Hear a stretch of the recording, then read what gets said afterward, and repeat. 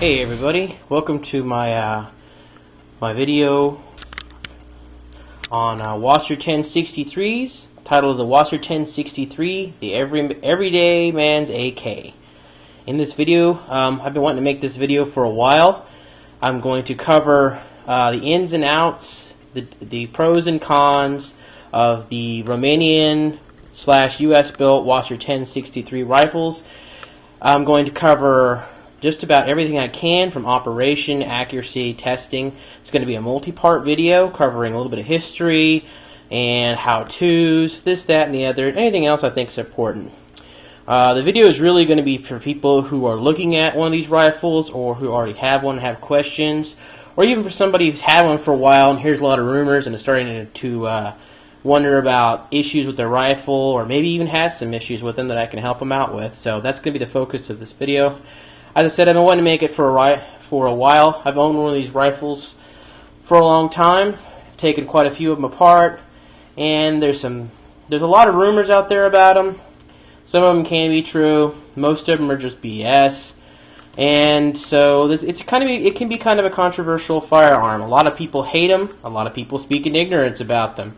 So a few people had problems with them. Most people have loved theirs and haven't had anything wrong with it. So we're going to go into detail on it. I'm going to go into the basically this is the WASR 1063 variant. It's the cheapest AK variant on the market, and specifically this video is really going to focus on the post 2008 model GP WASR 1063 rifles that are made from demilled military rifles. You can tell which rifles these are.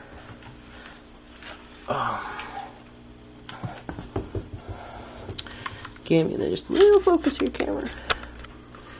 Generally, by this triangle symbol with an arrow pointing up. That's the symbol for the Romanian National Armories. It's very similar to the Russian Izhmash armory symbol, so it should be fairly easily identifiable. Any of these guns that are made off military receivers should have that symbol. If you have one that has an empty triangle, don't sweat it. It usually means it's the same thing. Sometimes the stamp just didn't go as deep. I'm going to cover the earlier models too, because a lot of the rumors that come about these guns, or people have a bad experience with these guns, comes from the early model WASRs before 2007. Many of them came from the gun ban era weapons, and I'm going to cover them too. And I actually know someone who's got one, so hopefully I'll be able to borrow it from him so we can compare the two rifles. So you really can't go into these rifles without a little introduction to them. The rifle is made by a company called Century Arms. It's basically a legal semi-automatic AK-47 style weapon. It's built off of parts shipped to the United States from the country of Romania.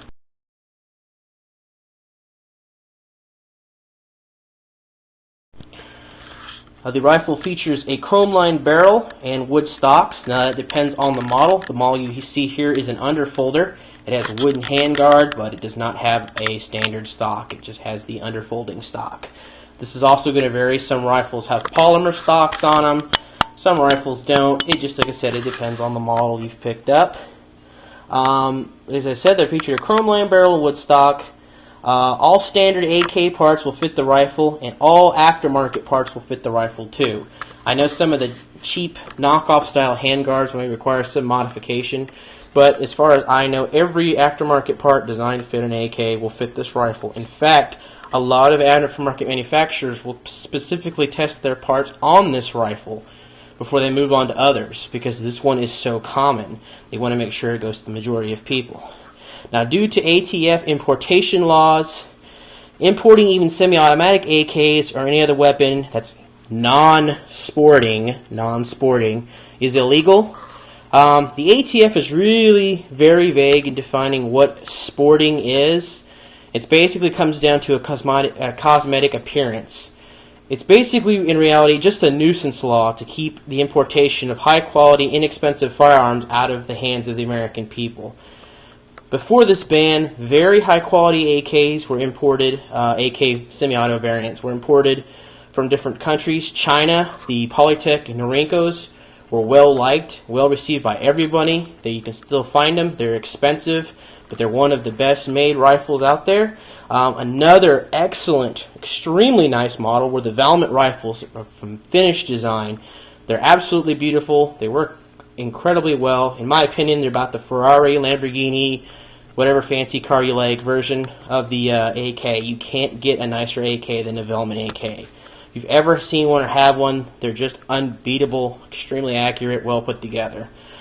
Unfortunately, like I said, they've quit importing them. Due to the assault weapons ban in the 90s, the rifles were restricted, these Romanian rifles were restricted on importation laws to basically being a single stack version. Instead of taking standard AK magazines, they took I think it was a 5 or 10 shot single stock magazine. They had to remove the slanted muzzle brake. You might see down here on the end, the barrels couldn't be threaded, and various other little useless nitpicking stuff. It was basically a group of idiotic modifications to make the rifle less scary, so politicians on both sides of the aisle basically wouldn't poop themselves to sleep fearing for gangs of law-abiding citizens roaming around the streets like a bunch of Somali militia. Or at least that was the excuse. Alright, we're covering operation. This weapon operates pretty much the way that standard AK-47 rifles operate around the world, minus the full automatic feature. So, let's take a look at it. Take the magazine out, show you how it works. Alright, this is going to be a little awkward to film since I'm doing this one-handed, but anyway, this is your standard AK layout. This is the dust cover and safety. This is in the safe position. This is in the fire position.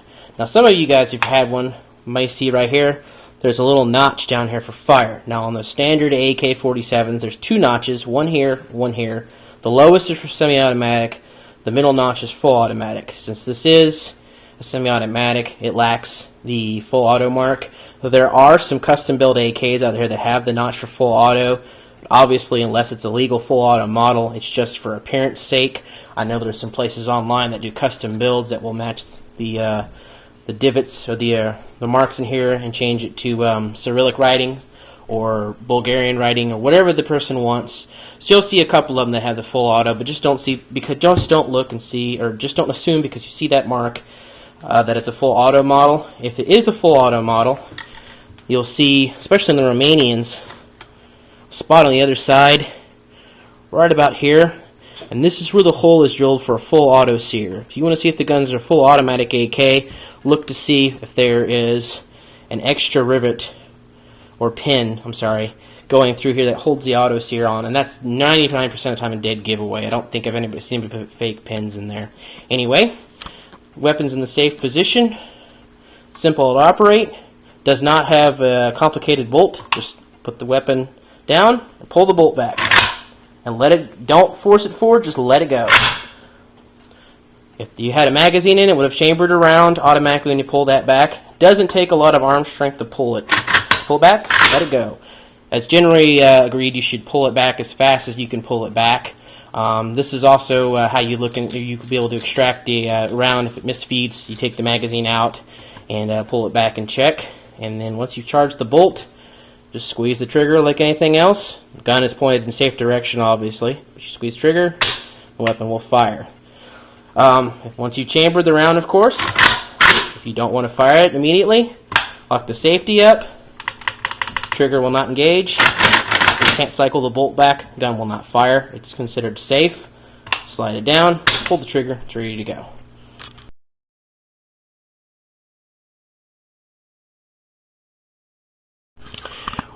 Alright, when you're doing information searches, background about this weapon, and you start reading a lot on it, one of the most common issues you're going to run across is build quality.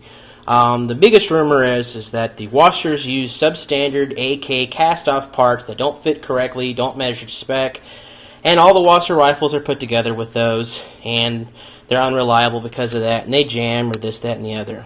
Well, like I've shown you earlier, in actuality, this model WASR 10 is made from demilled, fully automatic military rifles.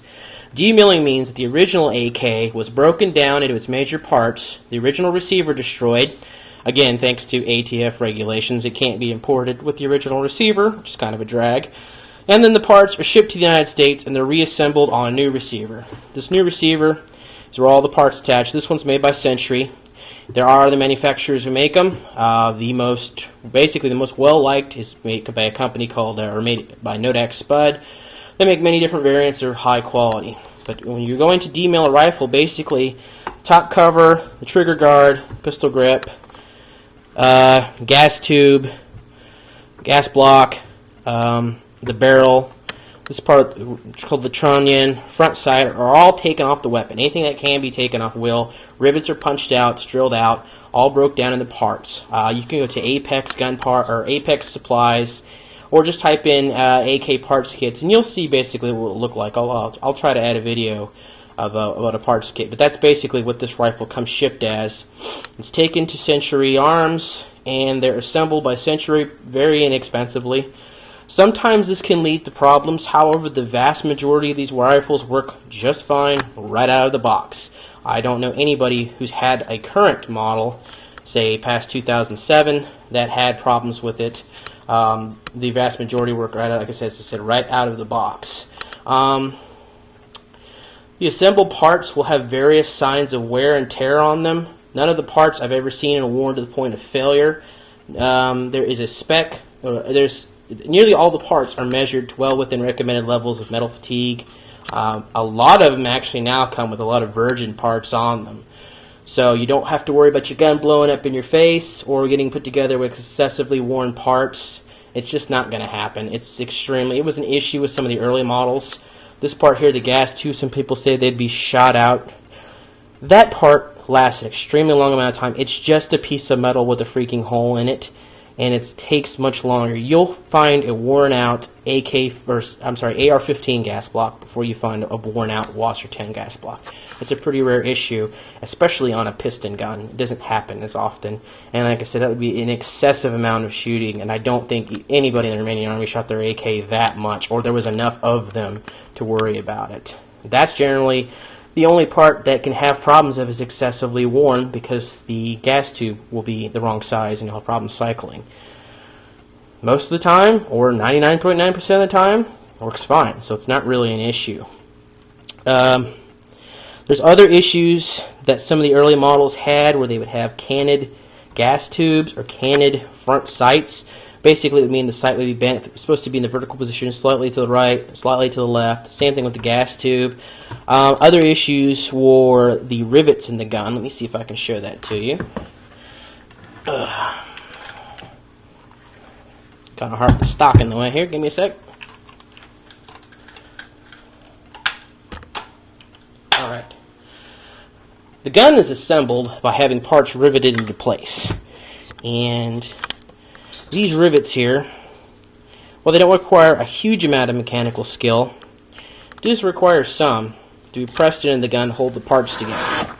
So what you want to make sure is that your gun doesn't have these rivets pressed in wrong. Let me get you a little closer here. Okay, you can see, for the most part, these are fine. If you'll find an earlier model, you'll see some of these rivets, and you'll see where it's pulled in on the receiver. You can kind of see just a little bit on this one around it, but I'm talking severe, like it was pulling it in way too far. I don't know if I can even zoom in. You probably can't even see it, but on this one rifle, I don't know if you can you just make it out?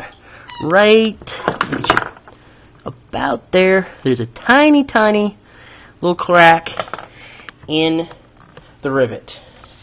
Doesn't bother me, just the way it is, but that is there, and some people will have a conniption fit about it.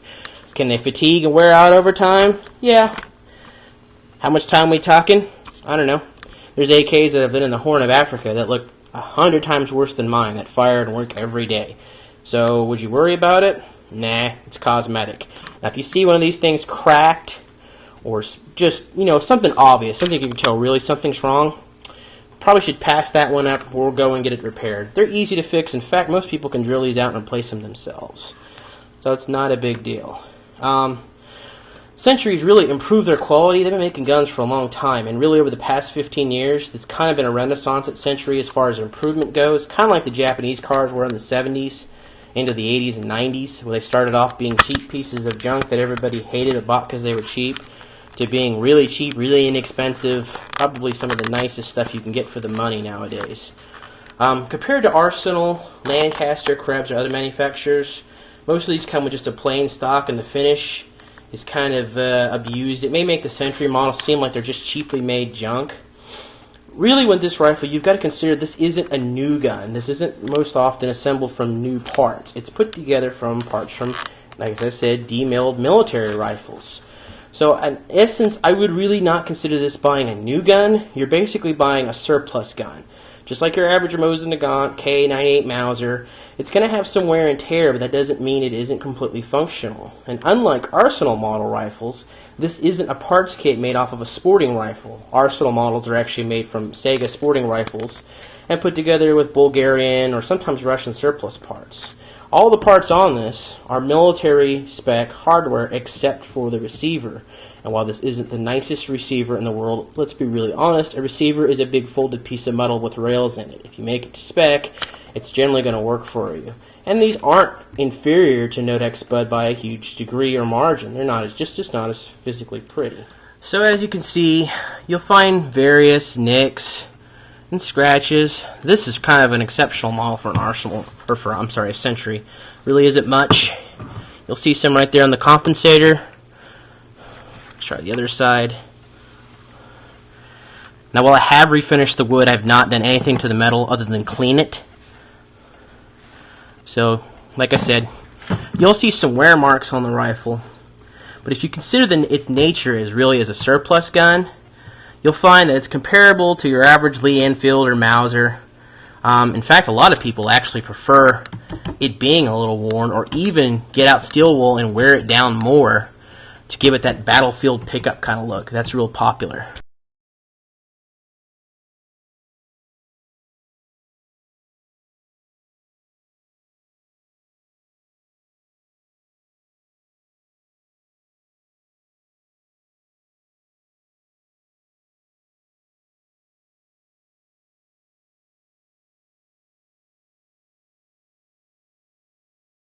So then you're going to ask yourself, well, what does a new gun look like? What's a high quality, nice finish gun? Well, this is my Guevara Works, and you can see it's much smoother, much nicer, much prettier finish. Any scratches on it are due to my own incompetence. As you can see, much prettier gun, definitely higher quality build, definitely more expensive. This gun is about 2 to 3 times the cost of your average WASR 10, so you better expect it to be in good shape. That scratch right there is from the safety, and there isn't anything you can do about it. Every single AK on the planet's going to have a safety scratch. If it doesn't, somebody just painted over it and it's going to come back. It just happens. You can't really fix the metal on metal. Even a powder coat, which will take almost everything up to a grinding wheel, is going to have a safety scratch on it. So let's say that bothers you and you want to refinish this rifle. Well, they're not rare by any means, so you're not taking any value out of it. So what do you want to do? Well, if you want it to look just as shiny as that Guevara Works I showed you, you got lots of choices. There's Gun Coat. Go check out Dragon Breath. I'll put a link down here at the bottom. He's shown a Century model with Gun Coat on it. Looks just as good as that Guevara Works model I got. In fact, some places I think it actually looks better. There's a Carametal. It's a ceramic metal mixture. There's Duracoat if you want to go that way. If you're ambitious, you want to take the gun apart and go take it out, send it out, have it powder coated. Any of these finishes will give you whatever color you want. If you want to put it black to black, if you want it flat black, if you want it glossy, whatever you want, you can put a finish on it. Like I said, treat it like a surplus rifle. You know, it's not rare, so go nuts. Make it how you want to look. If you want to paint it with the rattle can, just learn how to rattle can something. Sand it down, refinish it, spray paint it. You're not going to take any of its value away. It's an inexpensive gun. So make it how you want to make it. It's your gun. Don't listen to how everybody tells you how to run it. Put it however you want. If you want it pink with purple polka dots, hey man, go crazy. So anyway, this concludes part 1 of my series. My series continues. We're going to cover fit and finish, accuracy, durability, costs, how-tos, and a lot more. So thanks for watching, And just stay tuned for updates on it, and I'll see you guys soon.